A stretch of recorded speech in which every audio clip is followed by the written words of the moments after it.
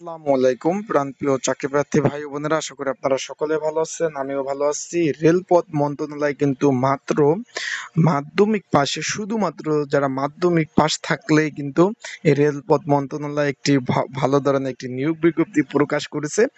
আপনারা ছেলে মেয়ে উভয়, আপু ভাইয়েরা যারা আছেন, ছেলে মেয়ে উভয় যদি আপনার মাধ্যমিক পাশ থেকে থাকে তাহলে কিন্তু এই রেলপথ মন্ত্রণালয়ে আপনারা আবেদন করতে পারবেন এবং একটি ভালো একটি মন্ত্রণালয় চাকরি। আজকে এই ভিডিওতে আমি সেই সংক্রান্ত বিষয়ে আলোচনা করব, কিভাবে আবেদন করবেন, কি কি পদ রয়েছে, আবেদনের নিয়মাবলী, সেই পদের কাজ কি, আপনারা আবেদন করতে পারবেন কিভাবে, ঘরে বসে কিভাবে আবেদন করতে পারবেন, সকল বিষয়ে আজকে আলোচনা করার চেষ্টা করব।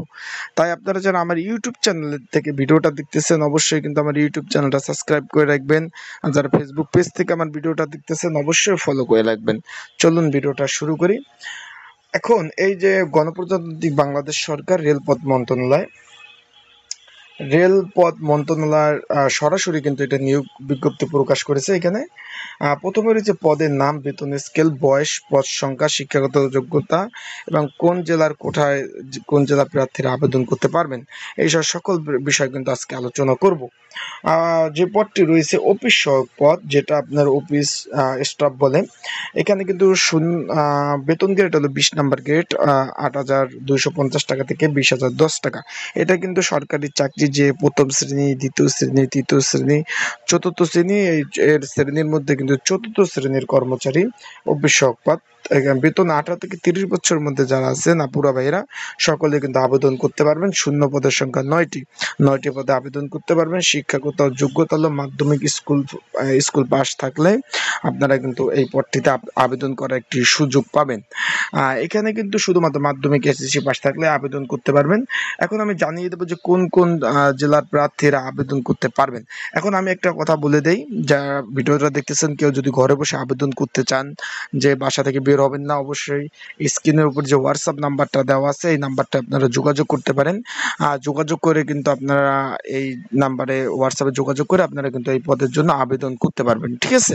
আর যদি সাজেশন প্রয়োজন অবশ্যই এই নাম্বারে হোয়াটসঅ্যাপে যোগাযোগ করে সাজেশন নিতে পারবেন এই পদের জন্য, যেহেতু আবেদন করার পর পড়তে হবে।